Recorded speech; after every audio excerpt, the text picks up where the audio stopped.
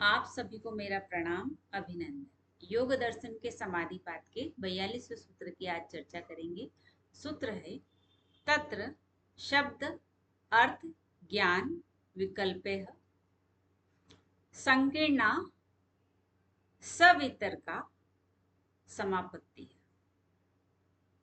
इसके पहले वाले सूत्र में हमने चित्त की निर्मल अवस्था को, जो उसका स्वरूप है कि सारी वृत्तियां क्षीण हो गई है, तो चित्त की अवस्था एक उत्तम कोटि की स्फटिक मणि के समान हो गई है, जिसमें वह जिस भी स्वरूप को देखता है उसी में अपने स्वरूप को स्थित कर लेता है।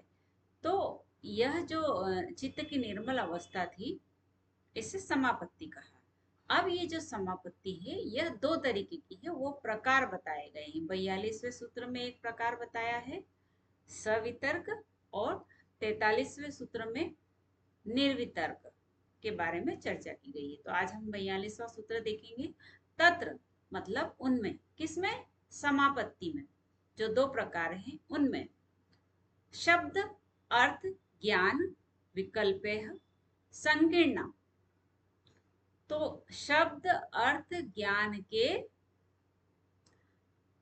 विकल्प मतलब शब्द अर्थ और ज्ञान के जो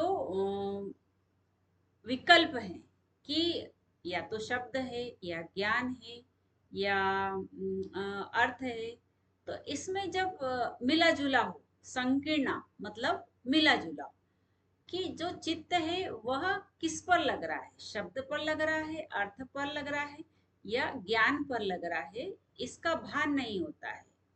पता नहीं होता है कि इन तीनों में से किसके ऊपर चित्त एकाग्र हो रहा है। तो यह जो चित्त की अवस्था है, यह वितर्क समापत्ति कहलाती है। अब हम समझते हैं कि यह शब्द अर्थ और ज्ञान क्या है, यहाँ इसका किस तरीके से संबंध है। जैसे समझिए आप कि यहाँ स्थूल भूतों पर ध्यान लगाने की ही चर्चा है। तो स्थूल भूत से ही शुरू होगा, कहीं भी हमें ध्यान लगाना है तो पहले हम स्थूल भूतों पर ही ध्यान लगाएंगे। तो जैसे शिव जी पर ध्यान लगाया तो शिव एक शब्द हुआ, और फिर जैसे हमने शब्द लिया शिव जी का, तो उसका एक अर्थ हमारे सामने आया।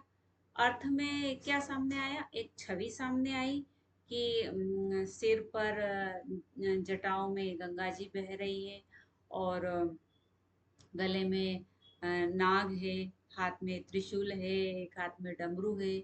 तो यह अर्थ आया, एक छवि आई।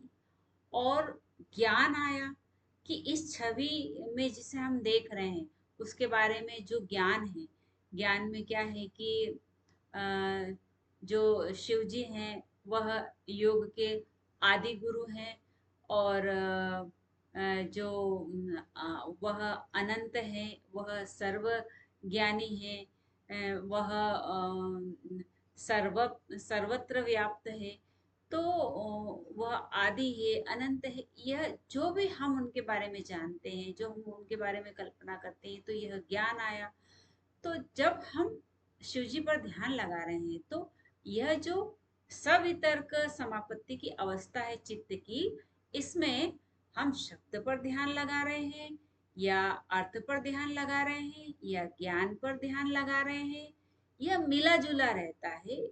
इसमें भेद नहीं हो पाता है कि किस पर ध्यान लगा रहे हैं, तीनों पे लगा रहे हैं या सिर्फ एक पर लगा रहे हैं, दो पर लगा रहे हैं, पता नहीं होता है। यह चित्त की अवस्था होती है।